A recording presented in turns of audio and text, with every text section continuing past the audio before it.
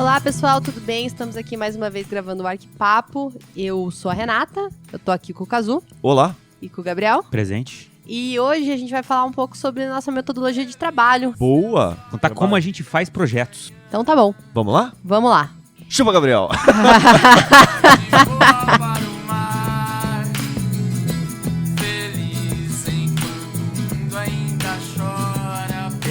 Então, quando a gente resolveu falar desse tema, que é o que é, como que é a nossa rotina de trabalho no aspecto de como que nós elaboramos nossos projetos e entregamos para o cliente, qual que é o nosso método, comecei a pensar como é que era o método de projeto na faculdade, né?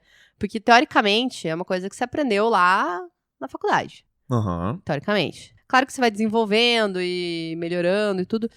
Na faculdade, a gente, né, tem diversas matérias de projeto. Eu acho que eu fui ensinada a sempre começar com o programa, né? Pegar o programa lá do projeto que entrega, o terreno, e começar com as limitações, né? O que, tipo, quais são os problemas, né? Quais são o que eu não posso fazer primeiro, digamos assim, né? Ah, elimina o que é recuo, elimina o que é recuo lateral, quantos andares você pode fazer, blá, blá, blá. Daí você fala assim, bem, dentro desse contexto eu tenho isso. Mas daí eu comecei a pensar que isso acaba te condicionando a pensar dentro da caixa. Porque Olá. Como? Assim, porque como você começa pelo que você não pode fazer, parece que você já se limita, sabe? Os projetos internacionais que a gente vê mais interessantes, eu acho que, às vezes, o que muitos projetos, eles têm esse diferencial de pensar exatamente o outro lado do problema, né? Outro aspecto, em vez de se condicionar já, não, isso eu não posso fazer. Então, foi só uma reflexão que eu queria começar o programa. Entendi, mas não necessariamente você aplica isso. Não, eu faço com as que eu não posso fazer. Eu faço o que foi me ensinado, né? Eu sou bem criada, mas é só nessa reflexão que eu queria deixar essa filosofia aí pra... Não, mas eu acho que até na graduação, acho que é um processo que eles estão tentando, né, nos educar, como fazer, como é o método, como iniciar um projeto e tal. E até você falou, por exemplo, eles dão o programa, né? Dão. Pelo menos, normalmente, nas matérias que a gente teve, o programa vinha dado, então poucos foram os casos em que a gente teve que propor o programa, né? Uhum. Que acontece hoje muito na vida profissional. O cliente quer fazer uma casa, quer fazer um escritório. Ele tem uma certa demanda, mas você precisa completar o programa, né? Quantos quartos, quantas salas, que tipo... Enfim, é preciso elaborar junto com o cliente isso, né? Na faculdade é tipo chuchuzinho, porque chega lá, sala múltiplo uso, 25 metros quadrados. Você já faz os quadradinhos ali, tá lindo, né? Não precisa nem pensar no tamanho da área. Mas eu acho que assim, tem vários tipos de projeto, né? Tem projeto de interiores, tem projeto de casa e tem projetos maiores. Eu acho que a metodologia, ela é diferente, né? Ah, com certeza. Para um e para outro tipo, né, de projeto. Sim, Vocês para não interiores é bem diferente.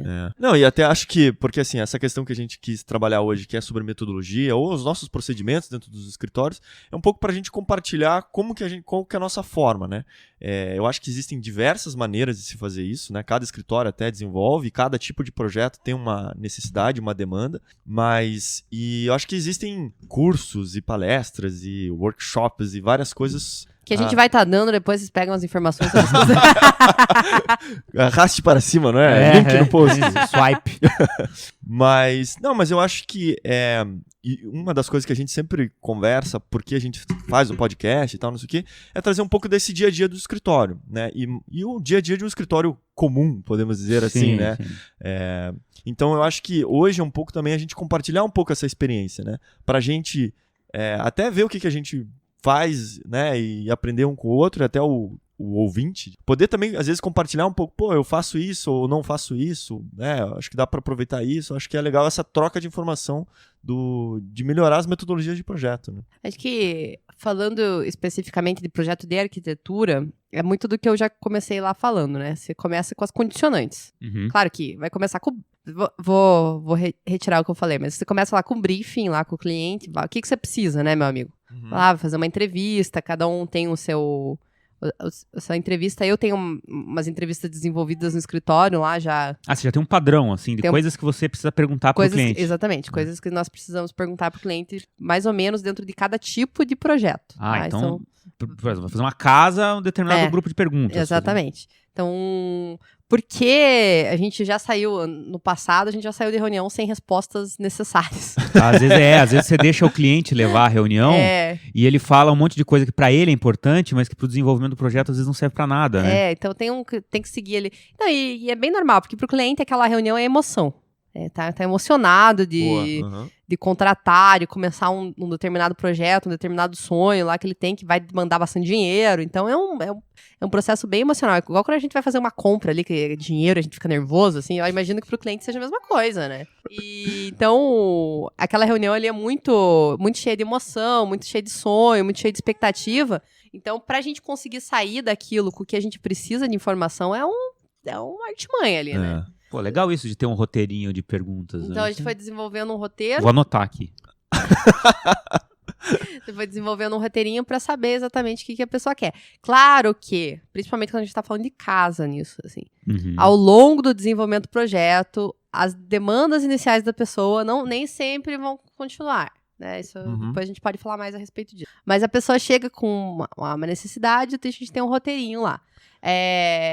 Além disso, uma coisa que a gente já estabeleceu bem sério no escritório é pedir pra pessoa mandar referências do que ela acha legal. Boa. Né? Isso é excelente. Tipo, entra lá no Pinterest, mostra pra pessoa, me manda ali no WhatsApp o que você gosta, ou então o que você não gosta, pra gente já ter uma leitura do que é, o que a pessoa gosta de conceitos, de características, estéticas. Isso seja pra casa, seja pra interior, seja pra comercial. Isso né? pra tudo. Depois disso, a gente faz uma pesquisa nossa. Não, posso só fazer um parênteses? Pode. Assim? Porque talvez só explicar o que tipo de projeto que vocês fazem no escritório. Talvez. Boa. Então... Porque, então assim, eu acho que só um detalhe, assim, é que cada um de nós três aqui trabalha num escritório diferente. Né? Sim. Então, e é interessante porque cada um trabalha com um tipo de projeto, né? Eu lá no escritório trabalho com a parte de residencial, né? Tanto da parte de fazer edificações novas, casas novas ou interiores, e parte de reforma e algumas coisas comerciais, assim, mas muito mais na parte de escritório, corporativa, né? Então esse seria o foco. Né? Renato, o que você faz lá no Insight? Faço amigos, né? Amigos. Não, mas assim, o que a gente mais faz lá é projeto comercial, né? Nosso carro-chefe é projeto comercial, seja loja, restaurante, bares e também né, escritórios, consultórios, isso na parte de interiores. Como consequência, a gente pega um pouco de projeto residencial também, construção do início, e também a gente desenvolve alguns projetos de prédios residenciais. E eu faço projetos institucionais, na maioria das vezes. Fizemos algumas casas, mas realmente não é o foco do escritório. Então a gente faz edifícios institucionais, por exemplo, fóruns, laboratórios, já fizemos escolas, né? E é um tipo de projeto bem diferente também, porque é um pouco menos pessoal a nossa interação com o cliente. Porque o cliente, nesses casos, não é o dono do edifício, né? O cliente ele é um funcionário, né, que está tratando com a gente. As instituições para as quais a gente presta serviço não tem um dono, né? Muitas vezes na maioria das vezes são órgãos públicos, né? Então, e isso afeta na metodologia, né? Porque não tem uma questão muito emocional do cliente com aquele projeto. O cliente ele quer que o projeto funcione e que fique pronto o mais rápido possível, Sim. né? Geralmente. Não, e ele tem as metas internas que ele precisa, né? Digamos, ou de prazos, ou de orçamentos, enfim. Coisas exato. que... E outra coisa também que lá no nosso escritório a gente faz projetos tanto de arquitetura quanto os complementares, né? Então eu contrato engenheiro estrutural, eletricista, engenheiro mecânico, e a gente entrega para o cliente um pacote com todos os projetos prontos e o orçamento da obra. Então é isso.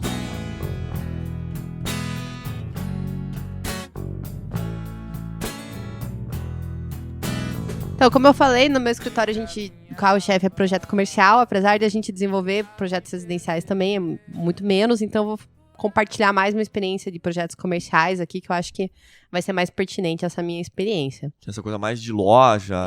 Loja, bares, restaurantes, até escritório, consultórios, esse tipo de, né, nesse aspecto. Então, o que é bem importante salientar que nesse tipo de projeto, o que importa mais não é o teu cliente, é o cliente do teu cliente. Ah, é verdade. Você precisa... Né? Então, Porra, na primeira reunião que a gente tem com o cliente, a gente já tenta salientar isso para ele, assim. Eu tô aqui para te atender, mas eu tô aqui para criar um projeto que o teu cliente acha interessante. Né, que ele vai ter uma experiência legal. Que a experiência seja legal. Então, tem teu gosto aqui, tem o que você quer, tem o que você entende do teu negócio, mas tem muito do que a gente vai captar do que é o teu cliente ideal aqui, pra gente saber o que vai ser o espaço pra ele, né? Porque às vezes o que ele quer, o teu cliente do escritório que gosta, na verdade, pode ser diferente do cliente final dele, que é a venda dele. Exatamente. Né? Então, tem situações, assim, que às vezes o gosto pessoal da pessoa realmente não dá pra entrar necessariamente nessa fórmula, assim, sabe? Claro que é o dono do negócio, né? O dono da bola, então vai tá pagando. Vai dar a levada dele, mas assim, é isso que a gente tenta passar. Daí vão existir duas situações pra mim. O cara que já tem uma marca consolidada, a pessoa que já tem uma marca consolidada, que tá ou às vezes expandindo para uma loja física, ou às vezes relançando a marca, enfim. Mas ela já tem a expertise do negócio. Ela já sabe como funciona o negócio dela. E tem a pessoa que tá começando nova, né? Que tá começando do zero, que não sabe exatamente como é que vai ser. Então, essas duas pessoas vão ser diferentes. A pessoa que já sabe do negócio dela, a entrevista é muito fluida, né? Então, a gente tem um modelo de entrevista com o cliente, que é um formulário que nós temos lá, porque né, a reunião pode ser um pouquinho turbulenta, às vezes, dependendo das informações, é muita coisa cruzada. Então, a gente criou um questionáriozinho para poder conseguir tirar tudo. Itens que vocês precisam sair da reunião com a resposta. Exatamente. Né? Itens que a gente precisa sair com aquela resposta. Entender como é que é o modelo de negócio da pessoa. Eu vou exemplificar isso. Quando é um restaurante lá, qual que é o circuito que a pessoa faz dentro do teu negócio? Ela paga primeiro, ela recebe a comida depois, ela pega a comida, ela recebe... Como que é o teu modelo de negócio? Porque o modelo de negócio, quando você é um empresário, é muito importante. É a identidade visual do teu produto, né? O McDonald's é muito claro, né? Que você vai lá, pede, vai pra filinha do lado, espera teu produto. Então, isso tem que ser... Qual é o modelo de negócio que a pessoa quer pra gente conseguir transparecer isso na arquitetura da melhor maneira possível. Isso né? tem que estar claro pro cliente quando ele chega, né? Ele saber onde é que ele vai. Qual que era a proposta da pessoa, né? Então, às vezes, isso eu tô falando no caso de restaurante, no caso de loja, né? Que tipo de característica que você quer? Qual que é o ticket médio de consumo da pessoa lá? Porque como é que a gente vai transparecer esse ambiente? Ele vai aparecer uma loja mais cara, uma loja mais barata? Isso é muito importante pra saber se a pessoa vai querer entrar ou não na tua loja, dependendo do, sabe? Sim. Porque às vezes o cliente até sempre tá interessado em fazer uma coisa bacana e tudo, mas às vezes se o ticket médio do cliente dele é baixo, você transparecer uma loja muito chique assusta o cliente, né? Exatamente. Então, esse tipo de informação que a gente tenta tirar no questionário para depois poder transparecer no projeto. Porque, no fundo, a gente sabe que quanto maior a quantidade de informações que você consegue extrair do cliente, né? Ou que o cliente, assim, naturalmente te coloca, parece até certos limitadores, mas é muito mais fácil justificar certas decisões, né? Exatamente. Quer dizer, o teu sistema é um sistema de buffet. Você tem que por quilo, né? Então é muito fácil, isso aqui é uma coisa que está definida, né? Evidente que há questionamentos, pode haver questionamentos depois, mas quanto mais elementos você conseguir extrair dele, melhor, né? Melhor, exatamente. Porque geralmente a pessoa que é empresária, ou já tem lojas, ou já tem comércios, ou já tem escritórios, ela já tem um plano de negócio ali que ela tem estabelecido, ou está estabelecendo ali junto com você, então são informações que são bem pertinentes, né? Legal. Então, outra situação interessante no caso de consultórios, né? Uma cliente nossa que é uma clínica de psicologia lá, e eles têm uma linha de psicologia que gostaria que a clínica fosse mais clara, mais iluminada, porque tem a ver com a linha terapêutica que eles seguem. Então, são informações que a gente precisa que o cliente traga para nós nessa reunião inicial, para a gente poder seguir no caminho correto, digamos assim. Ótimo. A partir daí, até depois dessa entrevista inicial, a gente pede também para o cliente mandar referências para a gente, né? O que você gosta? O que você já viu em outros negócios semelhantes ao seu? Ou o que você gostaria de ter? Então, mandar as referências pra gente, inclusive de referências negativas. Assim, isso aqui eu não quero ter. Você já não perde tempo, né? Perde tempo. Uma das perguntas do nosso questionário é, que cor que você não gosta? Excelente. Então, é uma coisa importante, assim, sabe? Porque às vezes você faz um projeto que agradaria o cara por causa de um detalhe, né? Ele acaba falando, não gostei. Exatamente. Então, como é que ele faz, Gabriel? Não gostei. Então, a gente faz esse tipo de questionamento e pede as referências também para para entender, né, o que a pessoa gosta. Depois disso, a gente volta pro escritório ali e fazemos uma pesquisa nossa, né, a partir dessas informações. Buscar referências. Vamos buscar referências. Vamos bombar a mente com ótimos exemplos de projetos. Exatamente, com a pesquisa, ver o que é legal, o que tem naquele ramo, o que a gente pode implementar, dentro do que a gente conseguiu estabelecer ali inicialmente com o cliente, e fazemos essa pesquisa. Legal. Você vê também, por exemplo, os concorrentes. Quem são os concorrentes Sim. próximos, né? Ou às vezes ele traz, ou você já olha, isso aqui, existe esse tipo de concorrente que a gente pode seguir ou não. Tal. E pesquisa pelo mundo inteiro, né? Projetos internacionais, para tentar trazer, abrir nossa cabeça o máximo possível nessa fase, antes de você começar a desenhar. Quanto mais, a nossa experiência no escritório, sentiu quanto mais a gente consegue buscar referência com a cabeça aberta, que tem eu acho que é um hábito às vezes meio ruim. A gente tem a mania de entrar no ambiente e já começar a projetar. Putz, sim. Né? Você entra assim, você conhece lá, o cliente alugou um espaço comercial X, você entra lá e já vê, putz, Mas é inevitável, né? Você já começa a pensar, né? Isso aqui eu vou colocar aqui, isso aqui. Então a gente tenta deixar a cabeça livre dessas amarras para pesquisar. E daí, quando a gente passa para o projeto, né, que a gente fez o levantamento lá, de fato, do espaço físico, e senta para desenhar, tá com a cabeça mais fresca ali de referências e não necessariamente com as primeiras ideias que nós tivemos. Legal, é um momento esponja, não é? É, exatamente, momento de esponja. E pra desenhar, como é que você faz? Então, daí, com o levantamento em mãos lá, né, a gente imprime a planta e começa a croquisar a mão para depois passar para o AutoCAD. Desculpa, galera do BIM. Um abraço, BIM. O AutoCAD nada mais é que uma pranchetona, né? É. Então eu começo no AutoCAD ali. Eu tenho o hábito de começar em planta. Uhum. Né? Resolver os ambientes primeiro em planta, em sentido de layout. Layoutar o que vão ser os ambientes, o que vai ter cada lugar e tal. Layoutar, excelente. Você não fala isso? Então, a gente faz o layout do que vai ser os ambientes ali, começa a resolver em sentido de fluxo, o que fica melhor em cada lugar. Sim. E depois partimos pro 3D. E aí vai o quê? O SketchUp daí. SketchUp. Esse é o nosso método, né? Daí, continuando disso, daí sai um estudo preliminar, né? Que no escritório nós temos um grupo de pessoas, a gente procura trocar ideia durante o desenvolvimento, quando trava uma pessoa, ajuda, vai, conversa, quando discute. Trava. Sabe quando você vai... Quando a pessoa trava, é só reiniciar ela, não tem problema. Então vai, troca experiência para tentar chegar no estudo preliminar para poder apresentar para o cliente. Mas só a questão você começa no 2D e aí vai pro 3D, eu acho que em determinados momentos você também volta pro CAD, né? Com certeza. Assim, porque eu acho que inicialmente, provavelmente no CAD são medidas mais gerais e tal, você trabalhando mais como massas, assim, joga no SketchUp, vê isso em termos volumétricos. E volta pro CAD. Volta pro CAD pra daí negociar com os centímetros, né? Volta pro CAD. Essa volta pro CAD é sempre um tapa na cara. Todo aquele sonho idealizado, às vezes morre, né? O SketchUp te engana muito, assim, porque você começa, deixa eu dar uma puxadinha aqui pra dar um volume, e daí você começa a ver que não cabe as coisas. O SketchUp é o diabinho do lado no ombro, sabe? Se der uma solturinha que vai ficar melhor. Chega lá, não cabe essa solturinha, né? Mas essa volta pro CAD é importante pra te situar na realidade. Pra você fazer um negócio que caiba, né? Fazer um negócio que funcione. E esse é basicamente o nosso processo inicial para projetos comerciais e afins. Claro que aí entram outras coisas que eu não falei, técnicas, né? Vão ter restrições de vigilância sanitária, tem essas coisinhas chatas que também tem que estar pensando no projeto junto, né? Questões de vigilância, às vezes questões de bombeiro, questões técnicas de estrutura, mezanino, tudo isso você tá sempre pensando junto.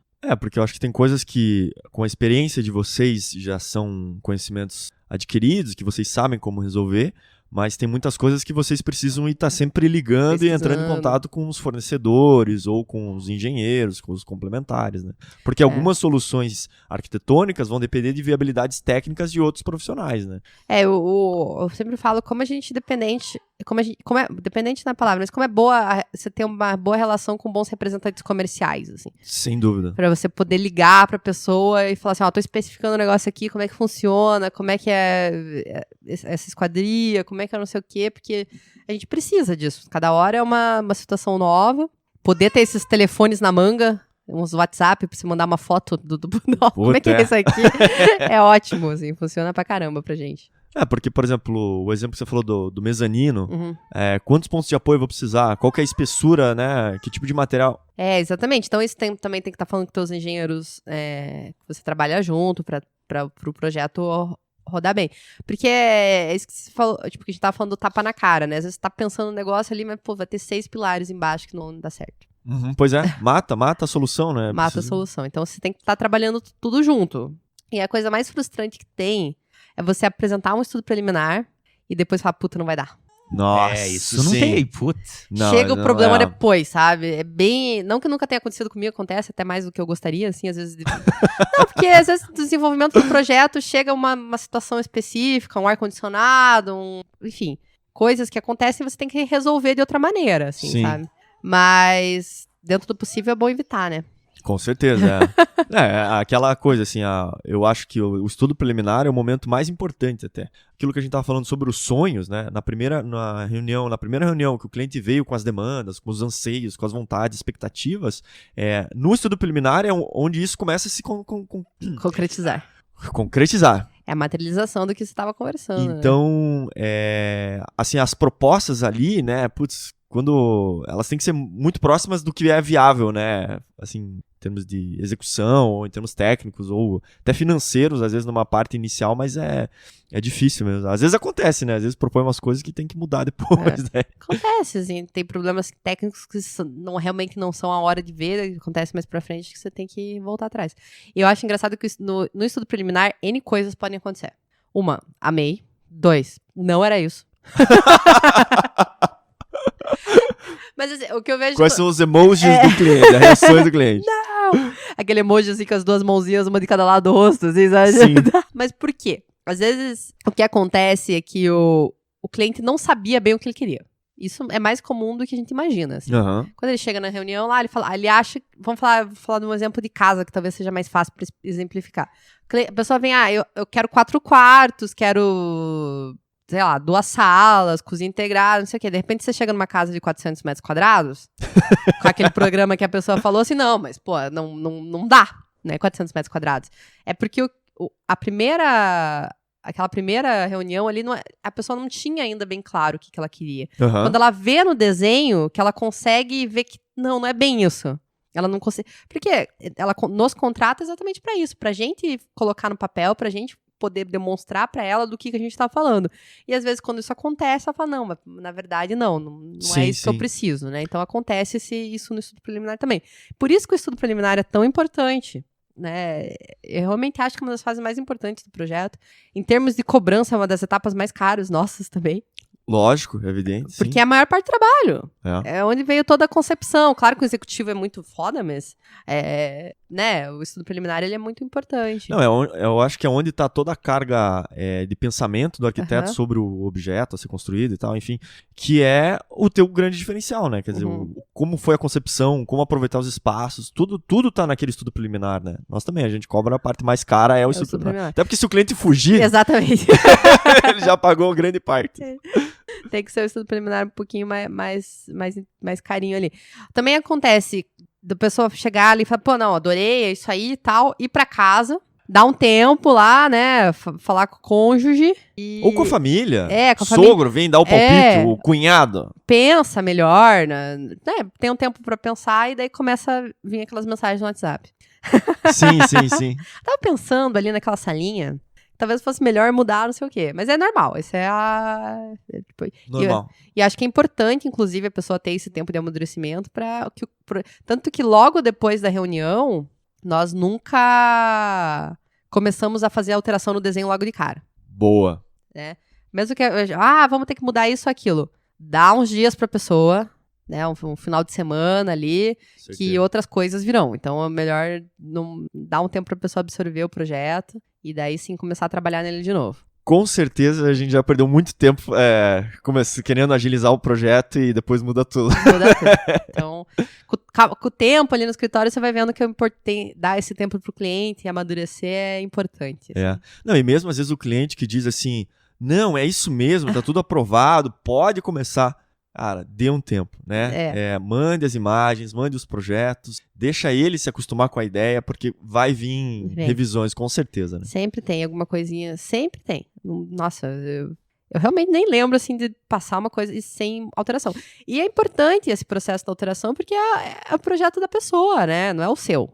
Lógico. Então, esse amadurecimento é normal de todas as partes. Acho que essas são as coisas mais importantes do meu método lá do escritório. Claro que, então, depois vão vir as outras etapas, né? Que é o executivo mesmo em si, compatibilização com os demais projetos quando houverem. Então, mas essa de criação, acho que é por aí. E você usa, por exemplo, na parte de casa, chega a usar maquete, alguma coisa nesse sentido? Não, você usa? Eu tentei, assim, mas não... Pra casa foi uma coisa que, pela demanda que a gente tinha, não valia, assim. A gente usou em algumas casas, mas acho que pra gente não serviu muito. Parece que o 3D resolvia grande parte das nossas decisões. Assim. E eu vou falar bem a verdade, a gente pouco renderiza no escritório. Muito pouco renderiza, porque como eu trabalho mais com projeto comercial, o prazo é mais importante do que uma imagem realística, assim. Então, eu particularmente, prefiro um SketchUp bem feito do que um render tosco. Então, a gente, em geral, a gente já consegue transparecer o que vai ser pro cliente várias vezes para ganhar tempo mesmo. O render, ele é muito legal, uma ferramenta excelente, né? Mas quando você tem um tempo hábil também pra executar e quando é necessário, né? Também, exatamente. Não sei se a gente tá ficando velho, mas... Não, velho a gente sempre tá ficando. Mas sei lá, a juventude só faz com render e tal. Enfim, é questão de método de escritório, assim. Creio eu. Eu acho que depende do cliente, depende do valor que você tá cobrando, depende do prazo, depende de uma série de coisas. Mas uma coisa que a gente acaba colocando muito, como a gente faz uma pesquisa bem grande no começo, é muita foto de referência.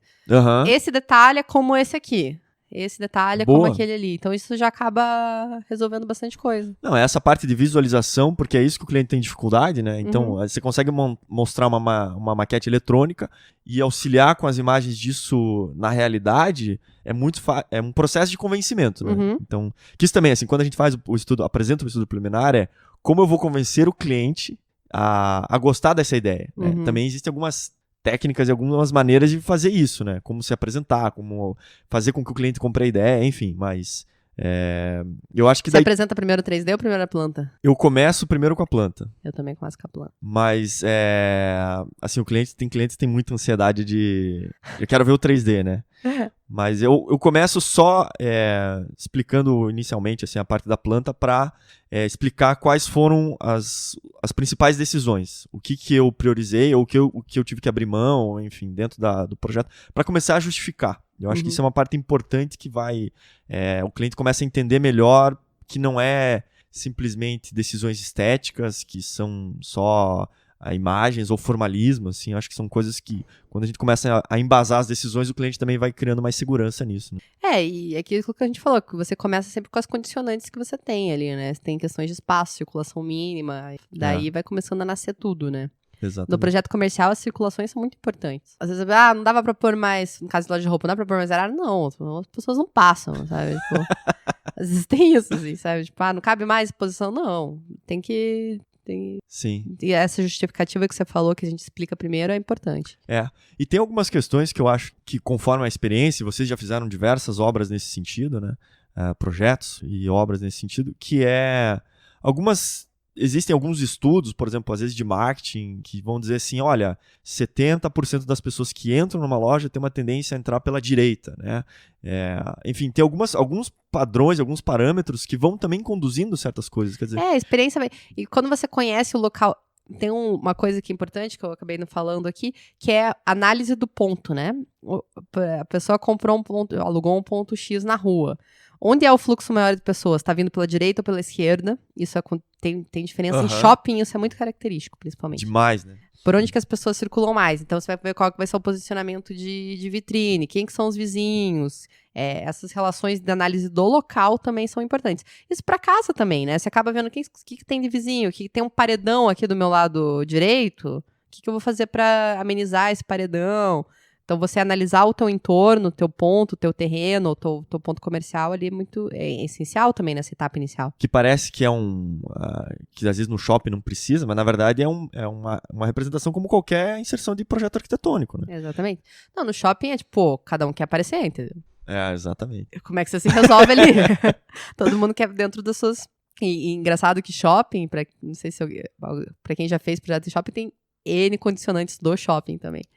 Sim. Várias regrinhas, várias formas de, né, o que você pode, o que você não pode fazer. Então, não dá pra ir go crazy, assim. E eu lembro, que teve uma vez que acho que a gente foi junto visitar um shopping e aí tinha um projeto que, por exemplo, a fachada era toda de vidro, né, vitrine, toda aberta, e no fundo da loja botaram um painel super escuro, assim. Uhum. E aí ficava o caixa lá e tal. E o que acontecia era o seguinte, as pessoas quando estavam na frente da loja, em função do fundo preto lá... Parecia um espelho. Parecia um espelho. Então refletia as pessoas e tinham dificuldade de ver dentro da loja, ou a vitrine, né, propriamente dita. Então, assim, são pequenos detalhes que só com a experiência... né? Ou você ter visto isso do tipo, puta, isso não funciona. Mas assim, que são pequenos detalhes que isso vão determinar na parte da metodologia dos próximos projetos, né? Ou a tomada de decisão. Então assim, tem um conceito de ter materiais mais escuros e tal.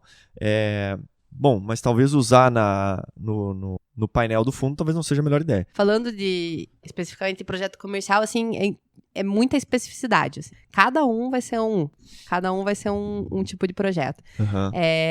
Clínica médica, né? Dependendo da especialidade do médico, tem um jeito de atendimento, né?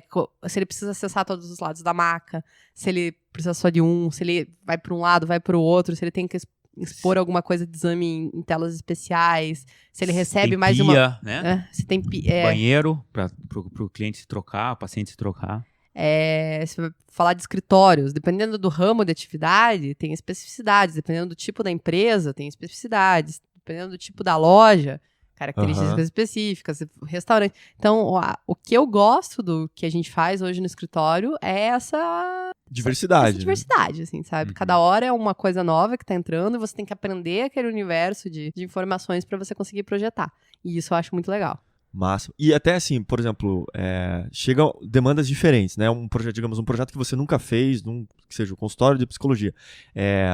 Numa primeira reunião, provavelmente você já tem que fazer uma pesquisa inicial, né? Entender alguns conceitos mínimos para não cometer certas gafes também, né? Imagino que isso faz parte também aquele questionário que a gente tem, na verdade, ele tem que ser alimentado constantemente. Porque você vai para uma especialidade nova lá, você tem, sabendo, você vai perguntar coisas que você não perguntariam para outra especialidade. Então isso isso eu acho que é o mais fantástico que tem no trabalho, assim.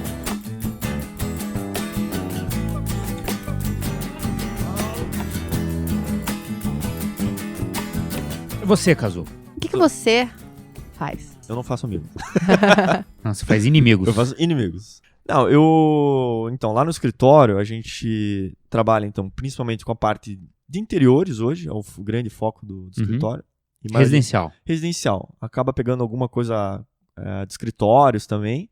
E algumas casas, né? Então, grande parte dos nossos clientes hoje são pessoas físicas, assim, né? Então, trabalha mais nessa parte de criar um relacionamento emocional, né? Porque é a casa onde o cara vai morar, né? É diferente do comercial que a Renata fala ali, que por mais que seja, às vezes é o arquiteto ali junto com o empresário, mas o cara, que ela falou, tem que agradar o cliente do teu cliente. No teu caso, não. No teu caso... É o cliente. O meu cliente. É o cliente mesmo ali, onde o cara vai morar, e aquilo que a gente conversa lá no escritório, que assim, é uma responsabilidade muito grande, assim, ser arquiteto já é uma responsabilidade grande, e fazer projetos por uma casa ou do interiores, qualquer que seja, é provavelmente um dos grandes investimentos que a pessoa vai fazer. Né? Talvez o maior investimento, né? Construir uma casa, é comprar um terreno caro, gastar um dinheiro com a casa, e é um bem que a pessoa, né, provavelmente vai morar ali por 10, 15, 20 anos. Então, você tem que começar a pensar do investimento que ele vai fazer nisso, né, todo o esforço que vai ter e também algumas possibilidades de alterações futuras, né? Então, assim, é um pensamento atual, mas também pensando nas possibilidades futuras, né, de como vai ser as alterações, enfim. Pra se adequar ao estilo de vida depois. Só pra exemplificar uma questão dessa, teve um projeto na vida que eu fiz com o Gabriel, na verdade, que ele tinha muita preocupação com mobilidade, né? É verdade. Ele construiu o projeto da casa dele lá e uma das grandes preocupações dele é que a casa atendesse problemas futuros de mobilidade. Então, ele projetou, queria um elevador, as portas todas tinham que ter um voo mínimo de 80. De 90 ele fez. E assim, inclusive, tipo, a casa tinha varanda e tudo, né?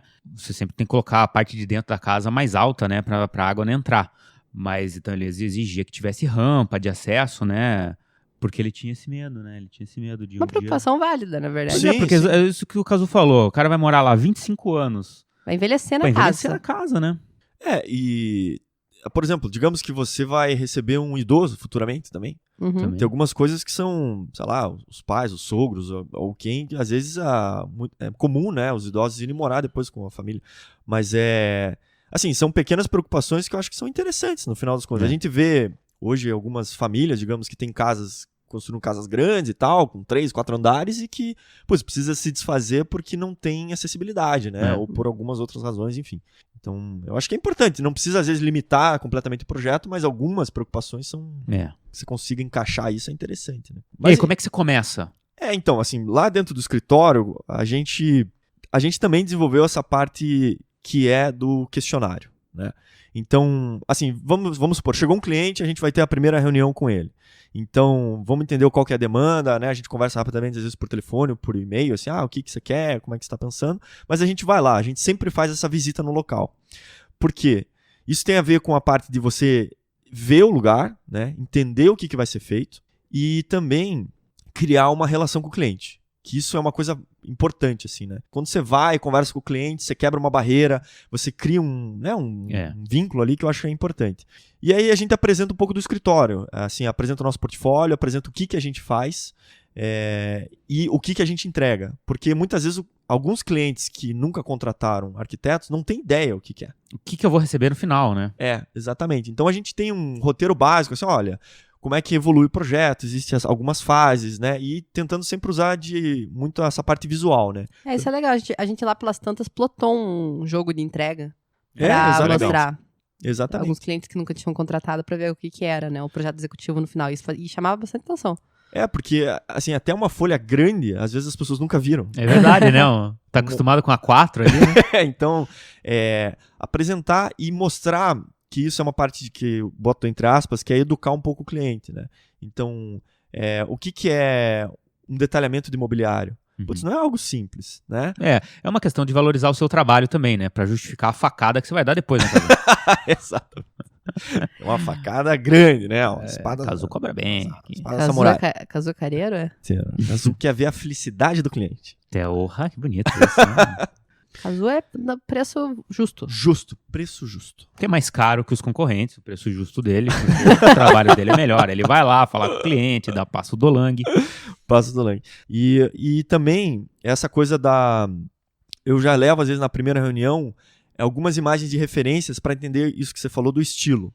Então, eu trouxe só algumas imagens aqui, de repente vê se tem alguma coisa que te agrada, te interessa, te chama atenção ou que você não gosta. Pelo menos inicialmente, isso antes de passar a proposta, né? Para só entender que tipo de cliente que a gente vai trabalhar, que tipo de proposta que a gente vai fazer. Também uma coisa que eu levo é assim... Bom, eu tenho uma pasta, vou mostrar aqui.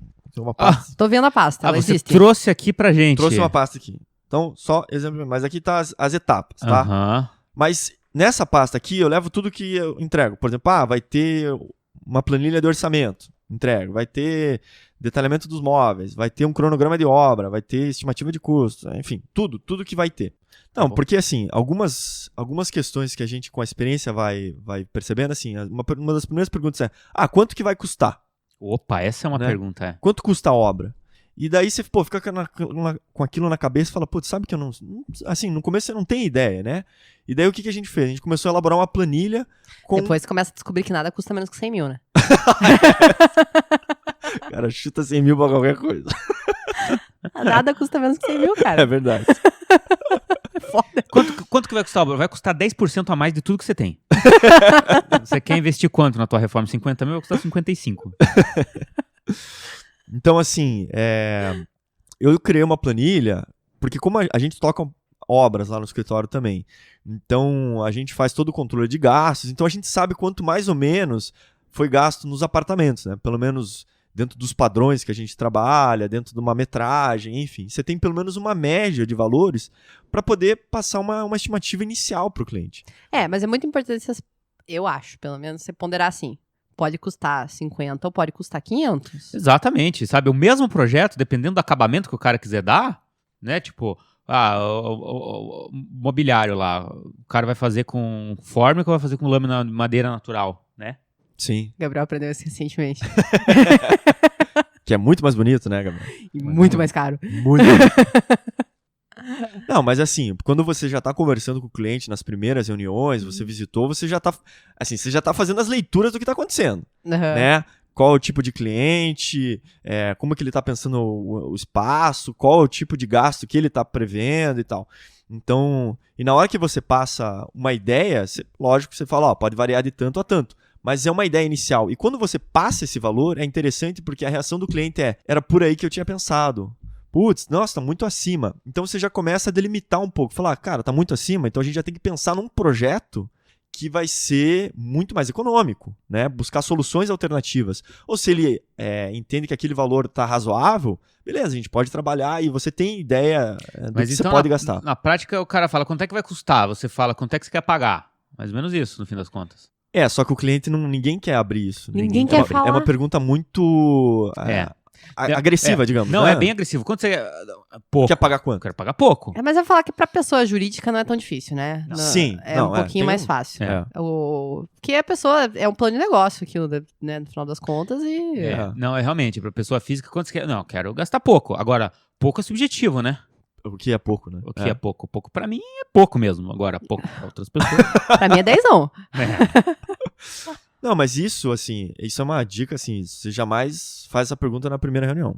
Entendi. Porque, assim, isso é uma conversa inicial, então eu não passei uma proposta ainda. Sabe, falar de dinheiro nesse momento, o cliente vai, putz, se eu falar quanto eu quero gastar, ele vai me cobrar mais caro. É verdade. Né? Então gera uma desconfiança. Eu acho que conforme você vai tendo as outras reuniões, você vai criando confiança e essa informação ela vai surgindo depois. Mas o que eu gosto de fazer é já passar eu passo um valor inicial e aí espero a reação da pessoa. Porque Mas você faz pra interiores, pra arquitetura não, né? Porque casa é foda, né? Mas pelo menos ela tem uma noção, porque você sabe mais ou menos quanto sai pra fazer um metro quadrado de alguns padrões, assim, né? Pelo menos a gente teve a experiência de fazer, às vezes, padrão A e padrão B, C, aí você pelo menos passa uma noção, sabe? Porque tem pessoas que não têm ideia de quanto sai. É verdade. Porque, eu quero uma casa com, que nem você comentou, 4 quartos, não sei o quê, aí você fala, faz às vezes um cálculo rápido, fala, uma casa desse tamanho, putz, vai dar uns 300 metros quadrados. Em termos de custo médio aí, vai sair tanto. Nossa, não, mas então a gente precisa diminuir o metro quadrado. Então tá, será que a gente começa a estabelecer reduzir um pouco o programa para não ter alterações depois que a gente começa a mexer, né? Isso é uma parte meio sacal, fazer as modificações do projeto, enfim, depois que tá. Retrabalho, né? Ninguém gosta.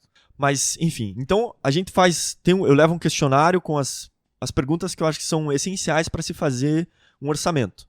Questão de prazo, qual que é a necessidade, o programa de necessidades, algumas perguntas chaves ali que vão me ajudar a estabelecer o orçamento, né, do meu serviço.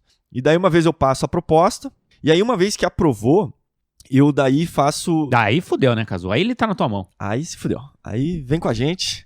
Vamos junto? Vamos junto. Que vai dar certo. Bom, eu sou a gente faz a piada aqui que eu sou um cara de muitas planilhas, então realmente eu faço planilha pra caramba. E assim, falando especificamente na parte de interiores, eu achei que conforme o projeto ia evoluindo, a gente tinha algumas questões que às vezes travavam, né? Por exemplo, digamos na cozinha, se o cara quer um forno elétrico, né? Ou quer um forno a gás, ou quer um filtro de água, ou às vezes quer uma geladeira com um ponto de água. Eram coisas que a gente não tinha perguntado na conversa inicial e que às vezes davam eu vou ter que perguntar isso depois. Vou ter que... E aí você começa a se perder um pouco nas informações. Então é isso, assim, a gente também vai realimentando um questionário, mas eu fiz um questionário por ambientes. Então, cozinha, quais são os eletrodomésticos que a pessoa quer, qual o tipo, qual o estilo, quais algumas demandas. No quarto, no banheiro, no escritório. Então, tudo isso, eu acho que vai ajudando a definir mais aquilo que o cliente quer. E quanto mais informações a gente tiver, melhor é a tomada de decisão. Então eu sempre brinco que a gente vai criando uma intimidade, até às vezes um pouco perigosa com o cliente, né? Mas, por exemplo...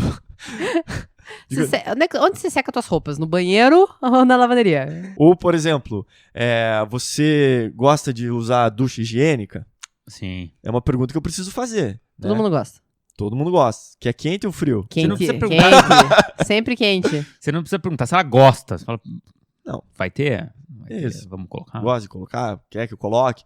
Por exemplo, gosta de ler durante do banheiro? É legal ter um lugarzinho pra, de repente, apoiar as coisas, né? Você vai a fundo mesmo, hein, Cazu? Vou a fundo. Cara, eu quero a sua intimidade, né? Ô, louco, Cazu. Por exemplo, no quarto, a parte de... gosto de ler na cama. Não vou entrar em tanta intimidade. No quarto. A parte...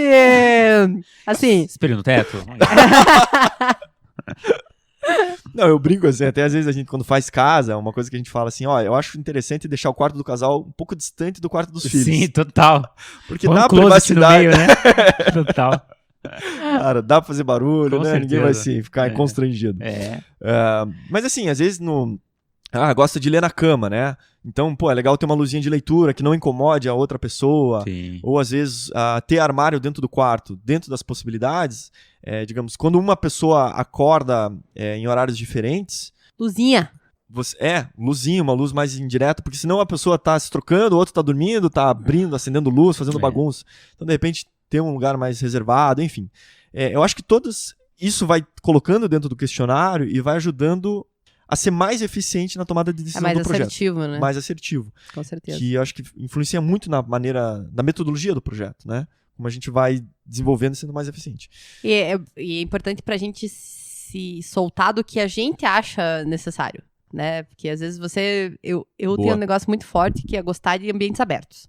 Eu gosto de ambientes abertos. Não necessariamente meu cliente gosta, né? Então, quanto mais você pergunta pra ele, mais você vai conhecendo os gostos dele pra poder se livrar dessas amarras mas é pré-conceituais. Por exemplo, naturalmente a gente vai fazer uma cozinha integrada. Sim. Né? E às vezes eu deixo no questionário assim, você gosta de cozinha integrada? Te interessa? Cara, eu tenho pavor, quando frita, vai o cheiro pro resto da casa, eu não quero isso. Exato. Beleza, tá ali, né? Às vezes você tá errado, mas eu vou fazer.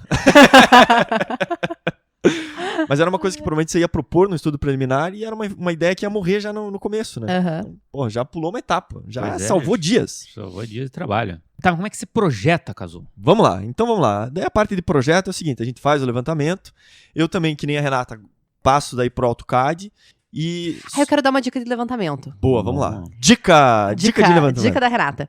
Seguinte, você vai lá na primeira vez pra conhecer a pessoa, passar, né, conversar, mostrar teu projeto, mostrar que você é importante antes de você passar a tua proposta e você já fotografa o local. Boa. Fotografou, né? Tirou todas aquelas fotos. Você faz um croquis no AutoCAD, ou a mão, mas eu faço no AutoCAD, do que você entendeu que é o ambiente lá. Pra você ir pro levantamento já com uma base desenhada. Perfeito. Excelente dica. Olha Excelente só. dica. Porque daí você poupa o tempo de você desenhar no local. Eu procuro fazer já planta, elevação e um corte antes de ir pro local lá de um croquisinho. Chega lá e só desenha em cima daquilo. Já coloca as medidas. Quero dar uma dica também, então. Pô, outra dica. Vai fazer um levantamento, fotografe tudo, mas filme. Filma. Puta que eu pariu. Filma, porque no filme você não deixa escapar nada. E aquelas panorâmicas são boas também. Panorama é boa. Cara, a foto sempre vai faltar aquilo. Cara. Né? Tipo, você queria aquele cantinho, você não fotografou aquele. E se você filmou, ele tá lá. Pelo menos um quadro ali, você dá o pause e... É verdade. Cara, isso salva vidas. Isso mesmo. Então, dicas de levantamento. E uma dica também que eu assim, dicas, eu tenho um checklist de levantamento. Boa. Meu Deus, cara, mas você precisa se tratar. Listas das listas das listas. Não, agora a gente o Davi, ele tem que ter o Davi, meu Deus. Tá tipo dando esporro no caso já. O Cazu, ele tem que ter um checklist dos checklists. Você pegou todos os seus checklists? Checklist de perguntas, checklist de levantamento. Mas por isso que eu criei essa pasta. Porque a pasta tem tudo, só preciso pegar a pasta. Entendi. Mas assim, leva caneta de várias cores. Caneta de várias cores é bom. Né? Tá com bateria, tua câmera. Importante. Né? Treina eletrônica, treina física, enfim. Aí, por exemplo, na parte de levantamento, tem lá, você precisa levantar pé direito, peitoril de janela, pontos de água, pontos de esgoto. Hoje, lógico, você já sabe isso, mas no começo, às vezes, faltou um troço lá, faltou tomada, faltou interruptor. A altura do ponto de esgoto. Uma coisa que a gente faz também é sempre assim, tira todas as parciais de uma parede, né? Tipo, tem um pilarzinho, desnívelzinho, blá. Tira a inteira depois. Dá geral, boa. Sempre tira uma inteira. Tipo, cada parede, tira todas as inteiras. Que aí você tem 2 medidas da mesma parede, né? Você consegue conferir. Porque sempre dá cagada no levantamento. Sempre. Levantamento é sinônimo de cagada. Não fecha, nunca fecha. Mas daí você tem o erro tolerável, né? Mas é metodologia de projeto aqui o tema. Vamos falar de metodologia de projeto. Dicas Como é de que você faz a são merda do projeto? Só falou de tabela até agora. Que malvado. Alguém segura o Gabriel aí, gente. Que ele tá Tomou meio um quentão doente. estragado aí, cara? Tomei. Tá, então vamos lá. A parte de metodologia, então. Metodologia. Então, o que eu faço? Pego o levantamento, vou pro AutoCAD. Do AutoCAD, eu gosto muito de desenhar à mão. Então, imprimo a planta do AutoCAD, pego o Sulfurizê e vou desenhando e fazendo as... Old school. Eu gosto nesse começo, porque eu acho que pra mim flui melhor a ideia, os pensamentos e tal. E acho que também é um momento que eu tenho o grande prazer, digamos, no profissão, processo, né? Na profissão. Que é pegar a lapiseira, que é fazer o croquis. Eu sei que às vezes pode ser que você está perdendo um pouco de tempo ali, mas é um momento de, sabe, deixar soltar as ideias, fazer. Então, às vezes, pega um sulfurizê grande, desenha a planta e vai puxando flechas de ideias, de prévias de desenho dos móveis e tal. Velho.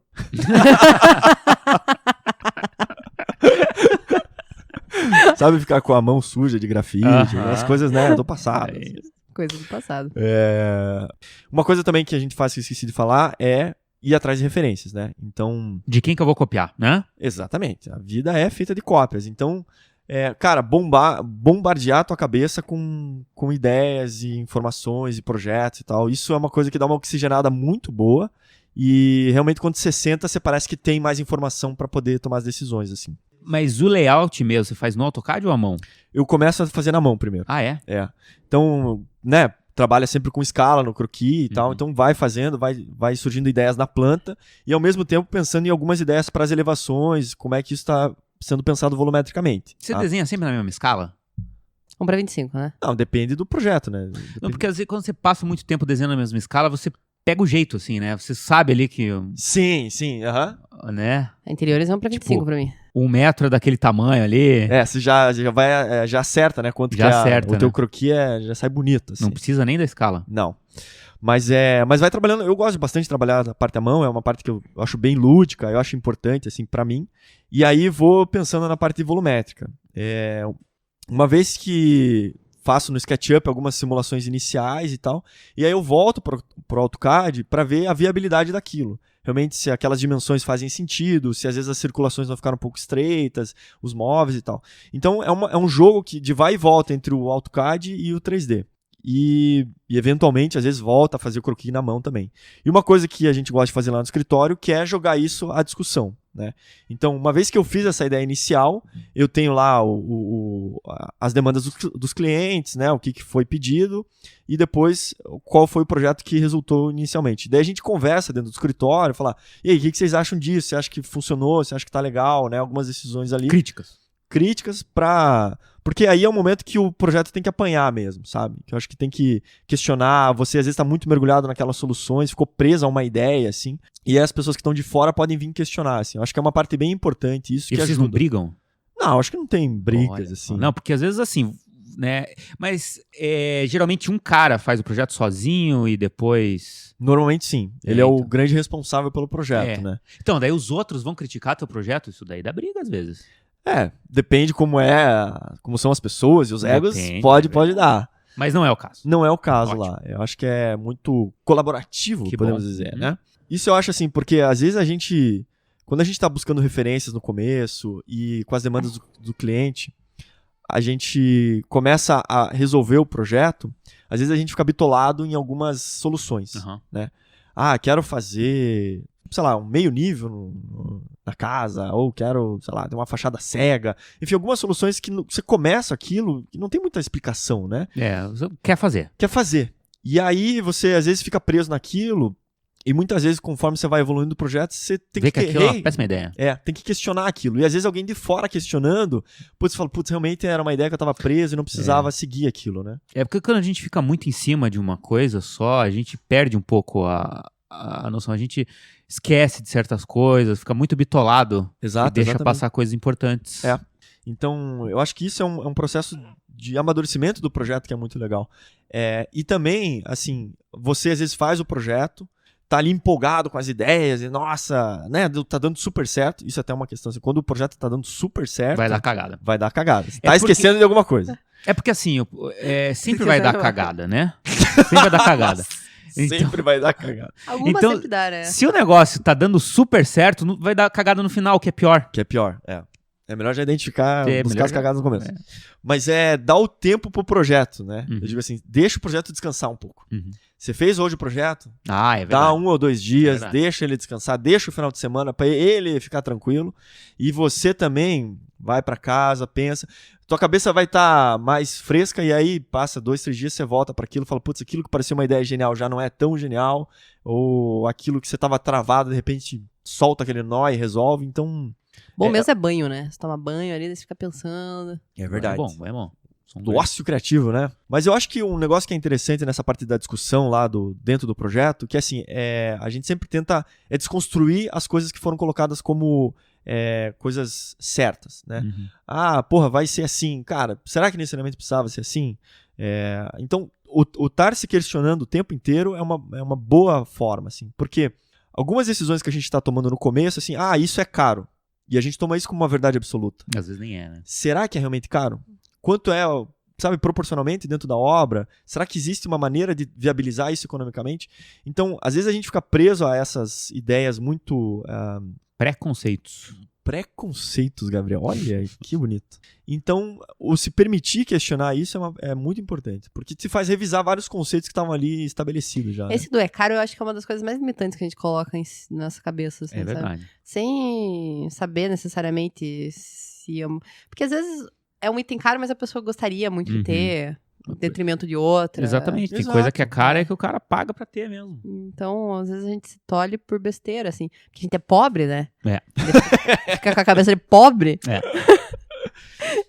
Não, e às vezes é um caro relativo, né? Porque existem custos indiretos, Uhum. porque assim, às vezes o preço do produto pode ser caro, mas às vezes há uma economia de mão de obra, há uma economia de tempo, existem outros fatores, né, nessa equação, assim. É isso, né? Mas é aquilo, acho que assim, é um processo de vai e volta dentro do SketchUp, de volumetria e do AutoCAD.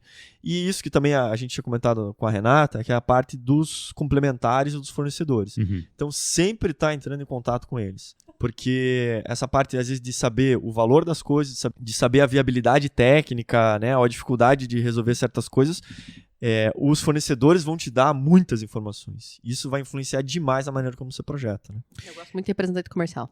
Eu acho que sempre tem alguma coisa que a gente nunca usou, né, e que a gente, de repente aparece essa demanda e a gente nem sabe muito bem como usar, né? Por exemplo, esses dias um cara queria uma divisória removível, né, dessas divisórias que tem em grandes salas, assim, que você pode dividir a sala no meio, deixar a sala grande e tudo mais. Tá.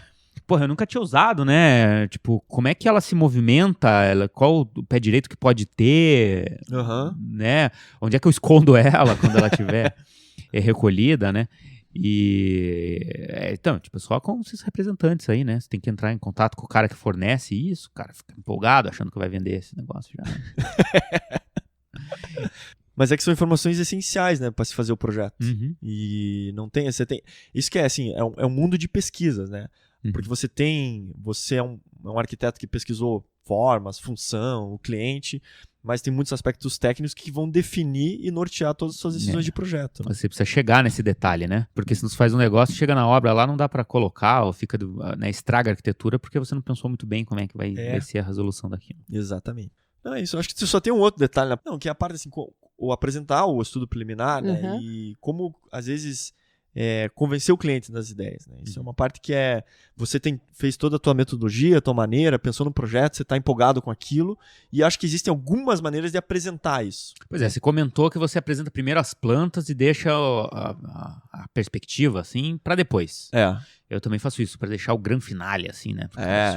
O ponto alto da reunião, né? Que nem a gente aprendeu naquele Grand Designs lá da moça lá, que você vai ter um auge e depois você nunca mais volta no auge. E você... Não, no Abstract. No Abstract. E você apresenta como? No caso, plantas no AutoCAD, né? Renderiza as imagens? Renderiza as imagens? Renderizo as imagens. Assim, não todas. Eu acho que tem, assim, eu começo apresentando o AutoCAD, a planta explicando o conceito, algumas decisões. Daí apresento as imagens do SketchUp. E aí apresento algumas imagens renderizadas, que eu acho que são as imagens mais importantes, né? Porque renderizar toma tempo, é trabalhoso. Pois é, mas na parte de interiores, o acabamento é muito importante, né? Sim, então, às vezes, só no SketchUp, você não consegue passar a sensação de como é o material mesmo, né? Por exemplo, principalmente a parte de espelho, por exemplo. Pois é verdade. Um espelho no SketchUp não tem, então você precisa renderizar. Uma coisa que salva muito é o Lumion, né?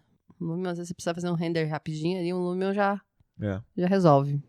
Que eu consegui uns macetes para renderizar SketchUp, assim, que ficou rápido, sabe? Mas ainda assim toma tempo, né? Então, algumas coisas também não, assim, vou apresentar algumas coisas. Ou, às vezes, você faz um estudo preliminar sem render, e aí, como aquilo vai ter alteração naturalmente, aí o cliente, você volta para o escritório, faz as alterações, e quando você vai apresentar daí um projeto, um estudo preliminar definitivo, aí você dá a renderizada, que você dá aquela carga de emoção ali. De emoção, porque do cara, ele já pediu alterações, quando ele vê aquilo correndo, ele fala, nossa, é isso mesmo.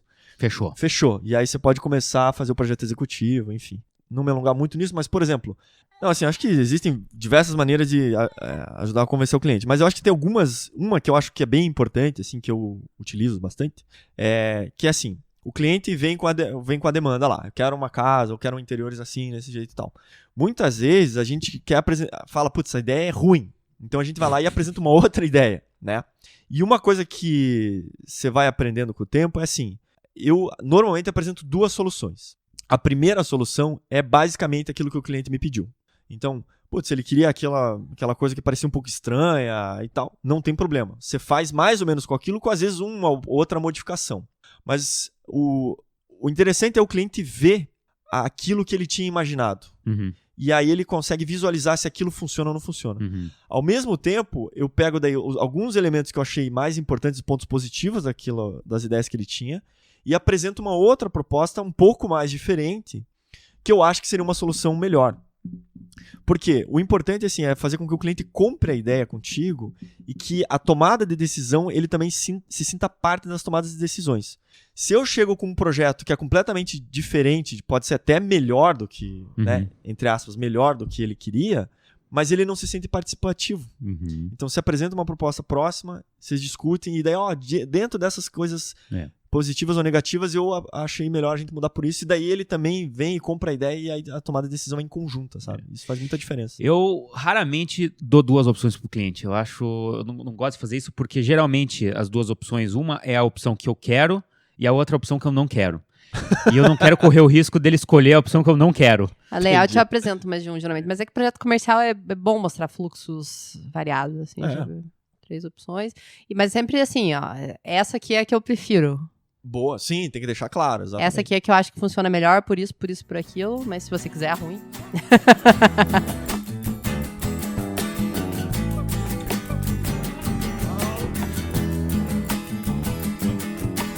Gabriel, e você, Gabriel? Conte pra gente como é que é o teu processo de projeto. Tuas metodologias, teus procedimentos, estamos curiosos. Então vamos lá. Geralmente, a gente chega nesse, um projeto institucional ali, por exemplo, um edifício administrativo, uma coisa nesse sentido, né? A gente recebe um programa, né? E a primeira coisa que a gente vai ver é o terreno, o levantamento topográfico, né? E geralmente eu imprimo isso numa escala grande, uma escala legal, prendo na prancheta, coloco o sulfurizê em cima e a gente vai rabiscando ali no lápis mesmo, né? A implantação do edifício, né? Tá. Levando em consideração sempre os níveis, né? O local de acesso, o entorno, quais são as ruas mais movimentadas, vizinho, como é que são os vizinhos, questão de insolação e tudo, né? E daí, a gente, ali em projetos maiores, a gente setoriza esse projeto ali no lápis mesmo, ali, sabe? Vai colocando um sulfurizê em cima do outro, vai criando várias opções e vai setorizando. Essa área administrativa vai ficar aqui, a área educacional ali para aquele outro lado. A gente vai setorizando isso.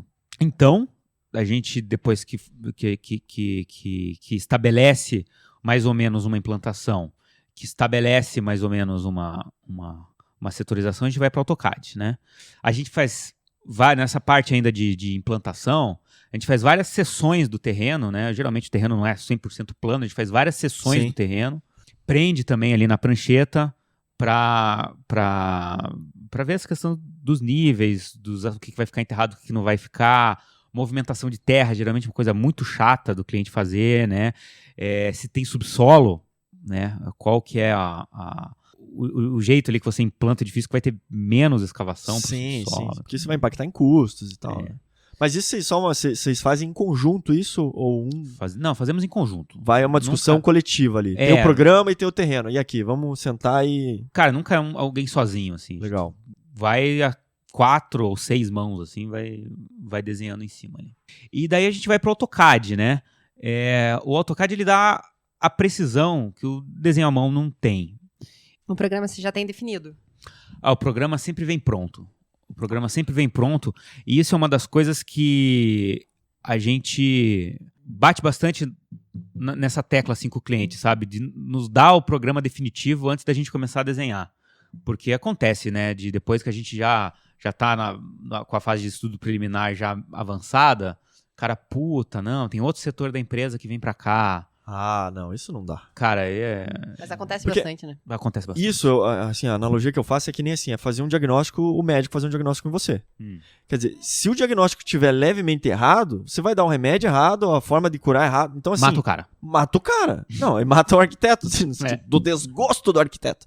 Mas cara, tem que passar o programa exato, quanto as informações, tudo tem que estar nesse começo. Porque você vai pensar, você pensa de uma maneira global, Exato, né? Cara. Então, tipo, se você coloca uma informação depois, eu vou ter que começar tudo de novo, né? Ou vira o puxadinho, né? Ou vira o puxadinho. Então, o programa já tá... definido. Tem que estar definido comigo ali. Tá? Boa. E a gente usa também bastante o SketchUp, né? Então, nesse primeiro momento, a gente tá trabalhando à mão ali com a implantação. Às vezes a gente modela o terreno no SketchUp e vai colocando de forma bem genérica, assim, os volumes, cara, bem brutos, assim, tipo cubos em cima do terreno no SketchUp, assim, para ver mais ou menos a volumetria daquilo ali, né? Pra gente, o SketchUp substitui muito bem a maquete. A gente não costuma fazer maquete física, né? É uma técnica de metodologia de projeto, fazer aquelas maquetes bem toscas, de papel mesmo, para ver a volumetria. Para nós, é muito mais fácil, a gente acha muito mais ágil fazer essa volumetria no SketchUp e a gente não vê nenhuma dificuldade nisso, né? Uma coisa que eu queria falar assim também é o seguinte, eu acho que quando o projeto ele é maior, as disciplinas complementares da arquitetura, elas ganham mais importância. Quando você está fazendo uma casa, eu acho que, pelo menos a gente lá, quando a gente faz uma casa, a gente não se preocupa tanto com a infraestrutura como quando a gente faz um prédio maior, né? Sim, sim. Porque numa casa, parte de estrutura de concreto, por exemplo, você não vai ter vãos muito grandes. Você consegue encaixar a estrutura na volumetria, geralmente, que você pensa, né? Sim, sim. Pô, ar-condicionado de uma casa. Pô, tem uns splits lá, você precisa deixar uma areazinha pro split. Caixa d'água não é grande. Agora, quando você vai para um projeto grande, a área que a infraestrutura toma é muito grande. A área para o ar-condicionado é muito grande. A área para a parte de elétrica, para os racks de lógicas, são muito grandes, né? Tem distâncias máximas que você precisa ter entre o rack e os pontos de trabalho, isso tudo tem que ser respeitado, né? Então, e a própria estrutura, né? Quando você está fazendo um edifício administrativo, é importante você ter uma estrutura modular, Porque você deixa aquele projeto mais flexível. Aquele edifício lá, ele vai servir para várias finalidades ao longo da vida útil do prédio, né?